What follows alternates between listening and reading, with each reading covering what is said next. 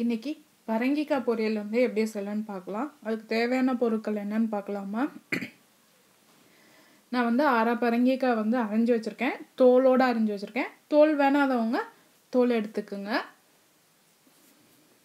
அதுக்கப்புறம் வந்து அரை டீஸ்பூன் கடுகு உளுத்தம்பருப்பு, ஒரு சிட்டிகை வந்து பெருங்காயம், ஒரு சிட்டிகை வந்து மஞ்சத்தூள், ஒரு 2 டீஸ்பூன் அளவுக்கு தேங்காய், ஒரு கொத்து கொத்தமல்லி, ஒரு கொத்து கருவேப்பிலை, ஒரு வரமிளகா.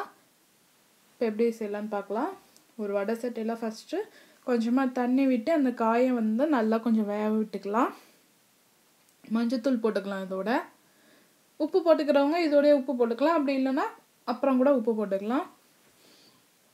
இப்போ வந்து காய் வந்து இது சீக்கிரமாக வெந்துடும். பரங்கிக்காய் எப்பயுமே பிஞ்சு காயாக இருந்தால் சீக்கிரமாக வெந்துடும். கொஞ்சம் முத்துன காய்னா கொஞ்சம் நேரம் ஆகும், ஆனால் நல்லா வெந்துடும்.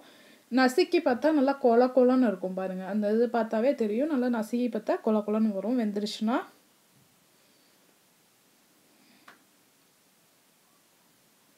பாருங்கள் நல்லா வெந்து வருது. இப்போ வந்து வெந்துருச்சு இது.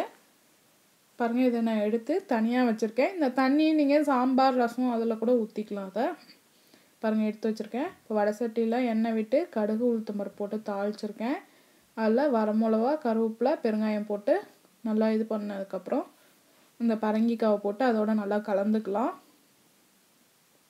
கலந்தோடனே ஒரு 2 நிமிஷத்தில் தேங்காய், கொத்தமல்லி போட்டு இறக்கிடலாம். இப்போ பரங்கிக்காய் பொரியல் ரெடி ஆயிடுச்சு. இது ரசம் சாதம், சாம்பார் சாதத்தோடு சாப்பிட்டிங்கன்னா ரொம்ப நல்லாயிருக்கும். செஞ்சு பாருங்கள்.